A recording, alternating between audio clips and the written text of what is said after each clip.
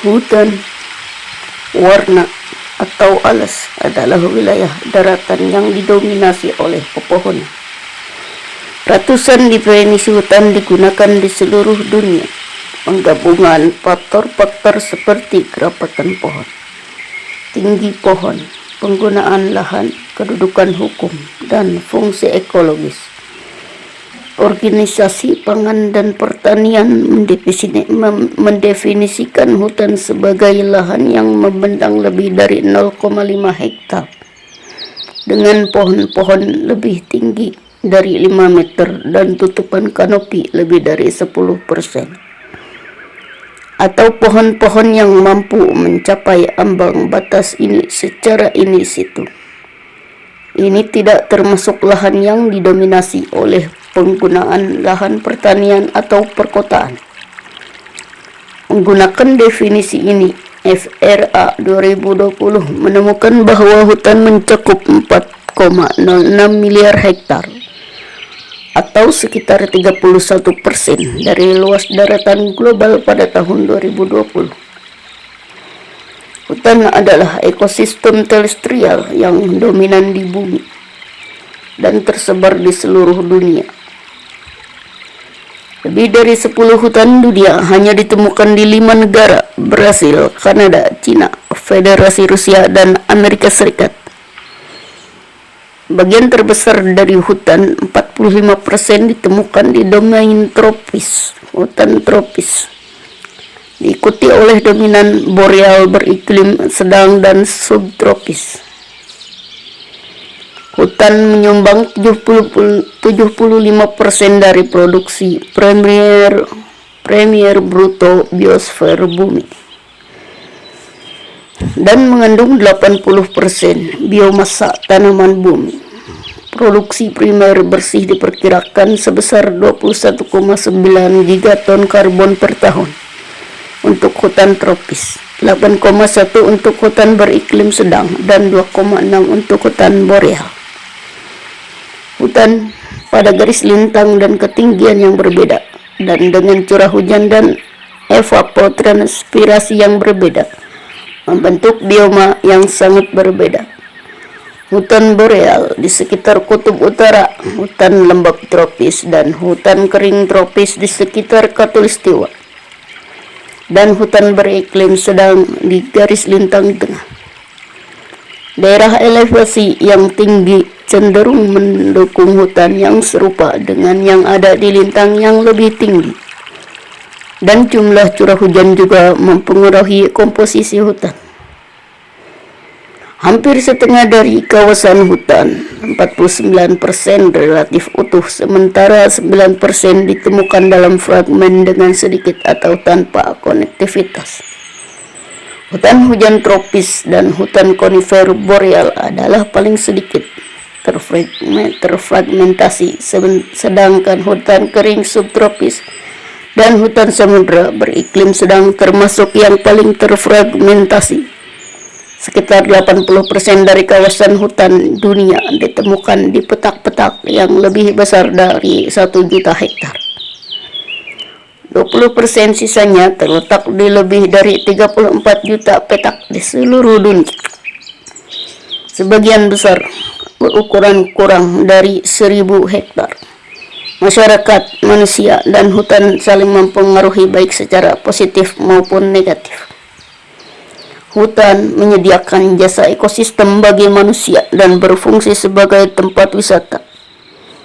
Hutan juga dapat mempengaruhi kesehatan masyarakat. Aktivitas manusia, termasuk penggunaan sumber daya hutan yang tidak berkelanjutan, dapat berdampak negatif terhadap ekosistem hutan.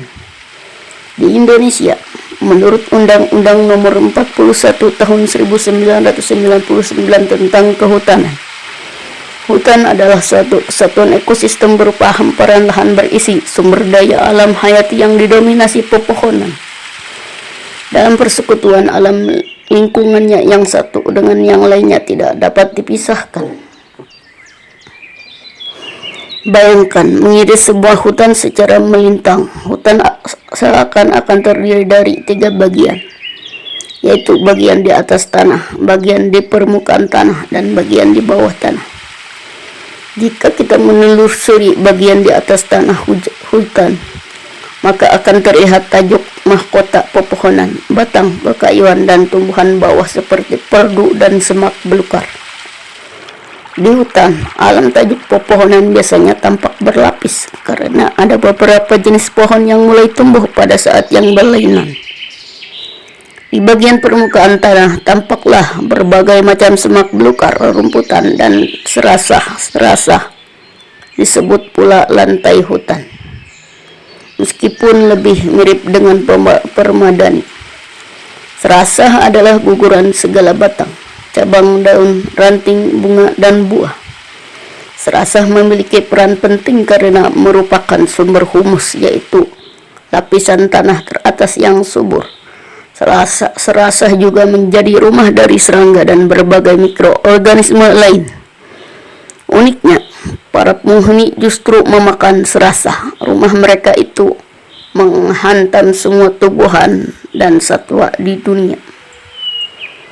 Begitupun manusia harus menyesuaikan diri dengan lingkungan tempat mereka berada. Jika suatu jenis tumbuhan atau satwa mampu menyesuaikan diri dengan lingkungan fisik di daerah tertentu, maka mereka akan dapat berkembang di daerah tersebut. Jika tidak, mereka justru tersingkir dari tempat ini. Contohnya, kita menemukan pohon bakau di daerah genangan dangkal air laut karena spesies pohon ini tahan dengan air asin dan memiliki akar napas yang sesuai dengan sifat tanah dan iklim panas pantai. Sebaliknya, cara berbagai tumbuhan dan satwa bertahan hidup akan memengaruhi lingkungan fisik mereka, terutama tanah, walaupun secara terbatas.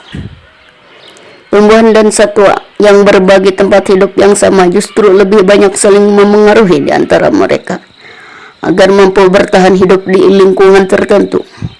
Berbagai tumbuhan dan hewan memang harus memilih antara bersaing dan bersekutu. Burung kuntul misalnya menghinggapi punggung banteng liar untuk mendapatkan kutu sebagai makanannya. Sebaliknya, banteng liar terbantu karena badannya terbebas dari sumber penyakit.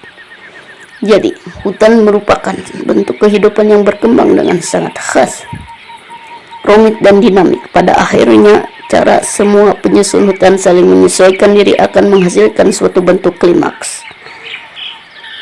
yaitu suatu bentuk masyarakat tumbuhan dan satwa yang paling cocok dengan keadaan lingkungan yang tersedia. Akibatnya, kita melihat hutan dalam berbagai wujud klimaks, misalnya hutan sabana, hutan meranggas, hutan hujan tropis, dan lain-lain.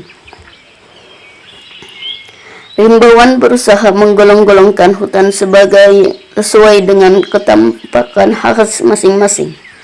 Tujuannya untuk memudahkan manusia dalam mengenali sifat khas hutan. Dengan mengenali betul-betul sifat sebuah hutan, kita akan memperlakukan hutan secara lebih tepat sehingga hutan dapat lestari, bahkan terus berkembang. Ada berbagai jenis hutan.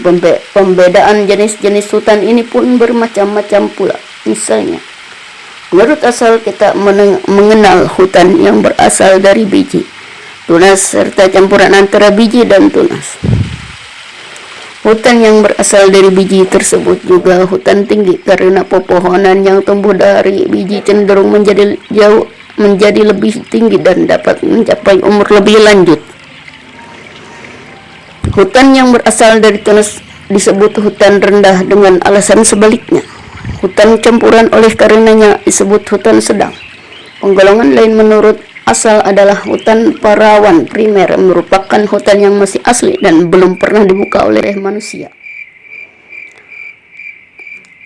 Hutan sekunder adalah hutan yang tumbuh kembali secara alami setelah ditebang atau kerusakan yang cukup luas. Akibatnya, pepohonan di hutan sekunder sering terlihat lebih pendek dan kecil. Namun, jika dibiarkan tanpa gangguan untuk waktu yang panjang, kita akan sulit membedakan hutan sekunder dari hutan primer. Di bawah kondisi yang sesuai, hutan sekunder akan dapat pulih menjadi hutan primer setelah berusia ratusan tahun, menurut cara permudaan tumbuh kembali. Hutan dapat dibedakan sebagai hutan dengan pemudaan alami, pemudaan buatan, dan pemudaan campuran. Hutan dengan pemudaan alami berarti bunga pohon diserbuk dan biji pohon disebar bukan oleh manusia, melainkan oleh angin, air, atau hewan. Hutan dengan permudaan buatan berarti manusia sengaja menyerbukan bunga serta menyebar biji dan untuk menumbuhkan kembali hutan. Hutan dengan permudaan campuran berarti campuran kedua jenis sebelumnya. Di daerah beriklim sedang, perbungaan terjadi dalam waktu singkat.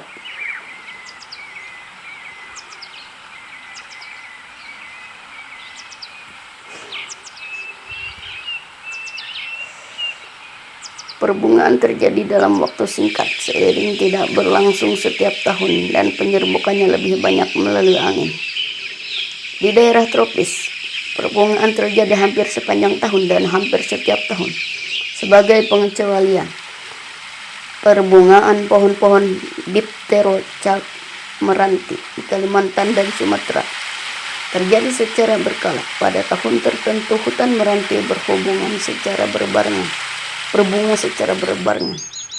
Tetapi pada tahun-tahun berikutnya meranti sama sekali tidak berbunga. Musim bunga hutan meranti merupakan kesempatan emas untuk melihat biji-biji meranti yang memiliki sepasang sayap melayang-layang terbawa angin. Menurut susunan jenis, berdasarkan susunan jenisnya, kita mengenal hutan sejenis dan hutan campuran. Hutan sejenis atau hutan murni memiliki pepohonan yang sebagian besar berasal dari satu jenis. Walaupun ini tidak berarti hanya ada satu jenis itu, hutan sejenis dapat tumbuh secara alami, baik karena sifat iklim dan tanah yang sulit maupun karena jenis pohon tertentu lebih agresif. Misalnya, hutan Tusam pinus di Aceh dan Kerinci terbentuk karena kebakaran hutan yang luas pernah terjadi dan hanya tusam jenis pohon yang bertahan hidup.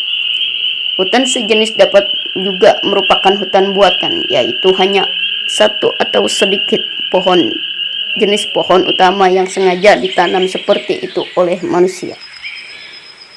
Seperti dilakukan di lahan-lahan HTI, hutan tanam industri.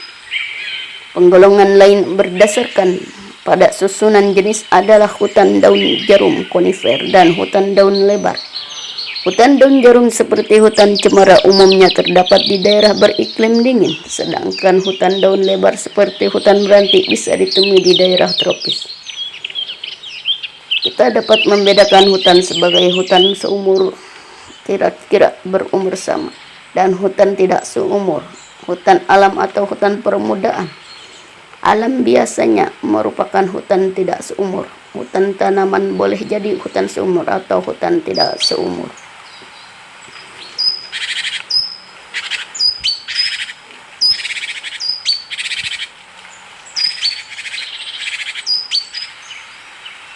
Masih menyimak, guys. Kita pertahankan ilmu ini karena mungkin akan bermanfaat bagi kalian. Hutan tropika, yakni hutan-hutan di daerah Khatulistiwa. Berdasarkan letak geografisnya, inilah penjelasan hutan yang sekarang. Hutan temperat, hutan-hutan di daerah 4 musim antara garis lintang 23,5 derajat sampai 66 derajat. Hutan boreal, hutan-hutan di daerah lingkar kutub utara setidaknya antara garis lintang 50 derajat sampai 70 derajat.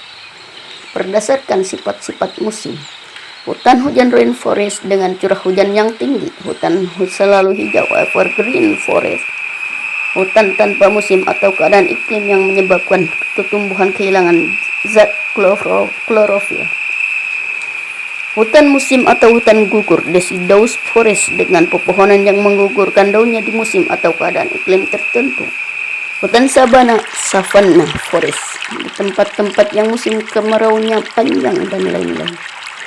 Berdasarkan ketinggian tempat, hutan pantai beach forest, hutan dataran rendah lowland forest, hutan pegunungan bawah submountain forest, hutan pegunungan atas mountain forest, hutan kabut mist forest, hutan alpine forest. Berdasarkan keadaan tanah, hutan rawa, air tawar atau hutan rawa, freshwater, swamp forest. Hutan rawa gambut, peat swamp forest. Hutan rawa bakau atau hutan bakau mangrove forest. Hutan keranggas, heath forest. Hutan tanah kapur, limestone forest, dan lainnya. Berdasarkan jenis pohon yang dominan, hutan jati, teak forest, misalnya di Jawa Timur. Hutan pinus, pine forest di Aceh. Hutan dipterocarp forest di Sumatera dan Kalimantan. Hutan eucalyptus forest di Nusa Tenggara dan lain-lain. Berdasarkan sifat-sifat pembuatannya, hutan alam natural forest, hutan buatan man-made forest, misalnya hutan rakyat, hutan kota, hutan tanaman industri. Berdasarkan tujuan pengelolaannya, hutan produksi yang dikelola untuk menghasilkan kayu ataupun hasil hutan bukan kayu, non-timber forest product. Hutan lindung dikelola untuk melindungi tanah dan tata air taman nasional. Hutan suaka alam dikelola untuk melindungi kekayaan keanekaragaman hayati atau keindahan alam, cagar alam, suaka alam. Hutan konversi, yakni hutan yang dicadangkan untuk penggunaan lain dapat dikonversi untuk pengelolaan non-hutan. Dalam kenyataannya, seringkali beberapa faktor pembeda itu bergabung dan membangun sifat-sifat hutan yang khas. Misalnya hutan hujan tropika dataran rendah, lowland tropical rainforest, atau hutan dipterocarpa perbukitan hilly dipterocarp forest. Hutan-hutan rakyat kerap dibangun dalam bentuk campuran antara tanaman-tanaman kehutanan dengan tanaman pertanian jangka pendek, sehingga disebut dengan istilah wanatanya atau agroforest.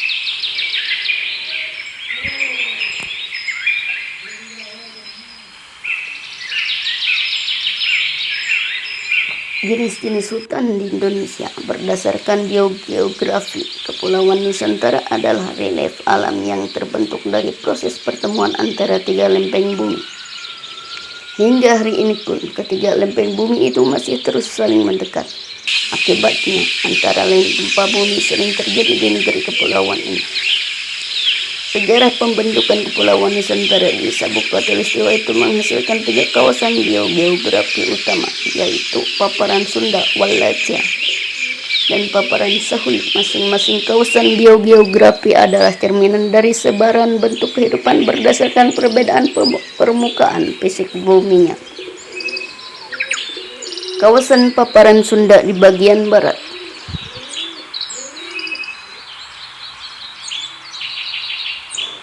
Paparan Sunda adalah lempeng bumi yang bergerak dari kawasan oriental benua Asia dan berada di sisi barat garis Wallace. Garis Wallace merupakan suatu garis hayal pembatas antara dua flora fauna di paparan Sunda dan di bagian lebih timur Indonesia. Garis ini bergerak dari utara ke selatan, antara Kalimantan dan Sulawesi, serta antara Bali dan Lombok. Garis ini mengikuti nama biolog Alfred Russel Wallace yang pada 1858 memperlihatkan bahwa persebaran flora fauna di Sumatera, Kalimantan, Jawa, dan Bali lebih mirip dengan yang ada di daerah benua Asia.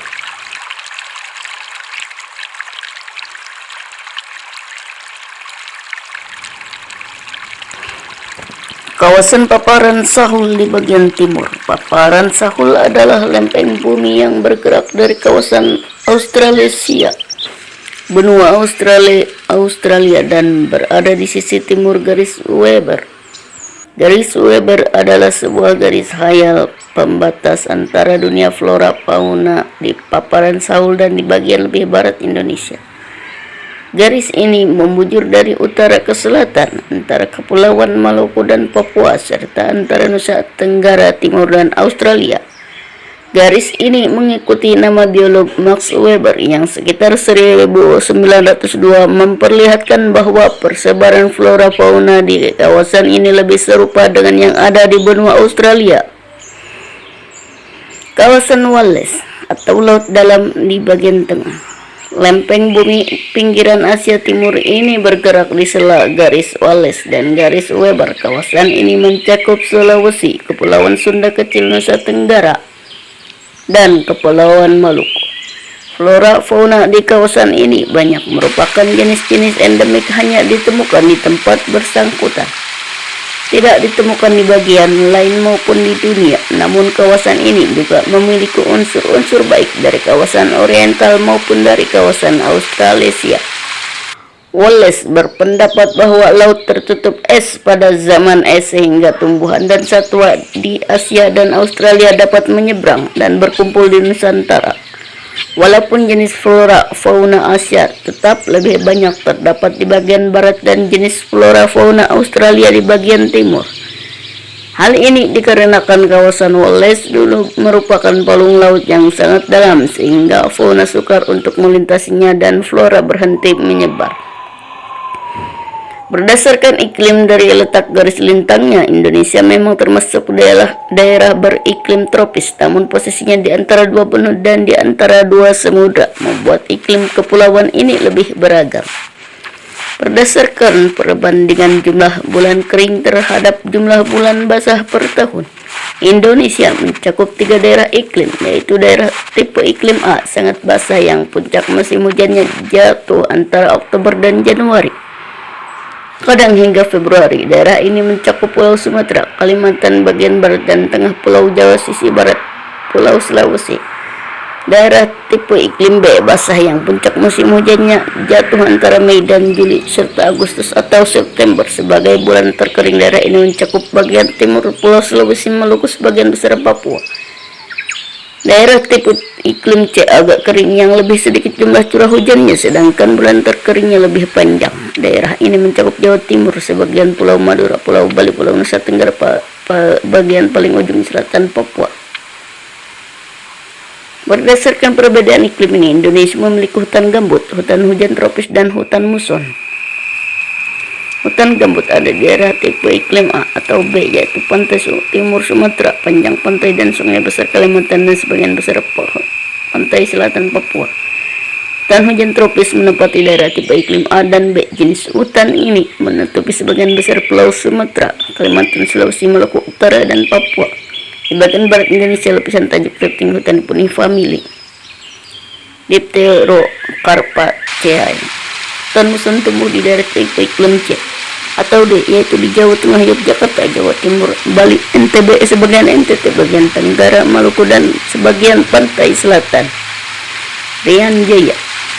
Spesies pohon di hutan ini jati, wali kukun, eukaliptus, cendana, kayu putih.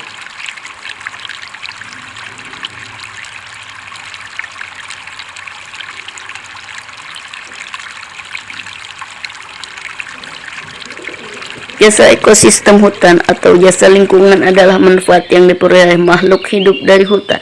Klasifikasi jasa lingkungan berdasarkan manfaat yang diperoleh manusia, yaitu jasa penyediaan produk yang dihasilkan ekosistem, sumber air dan makanan, jasa pengelolaan pengaturan iklim mikro, pencegahan banjir, penyimpanan cadangan karbon, dan penyediaan habitat flora dan fauna. Jasa nilai budaya, edukasi ekowisata, rekreasi, dan jasa pendukung untuk memproduksi seluruh jasa ekosistem fungsi hidrologi. Dalam bahasa-bahasa di Indonesia, pengertian hutan juga merujuk pada aneka hal yang bersifat liar, wild, tumbuh sendiri atau tidak dipelihara natural, atau untuk menekankan sifat-sifat liar dari sesuatu. Nama-nama hewan yang diimbuhi dengan kata hutan menunjukkan pengertian tersebut, misalnya anjing hutan, ayam hutan, babi hutan, kambing hutan, dan lain-lain. Demikian pula sesuatu bidang lahan yang tidak terpelihara atau kurang terpelihara kerap disebut hutan atau menghutan, berlawanan dengan kebun yang dipelihara dan diakui pemiliknya.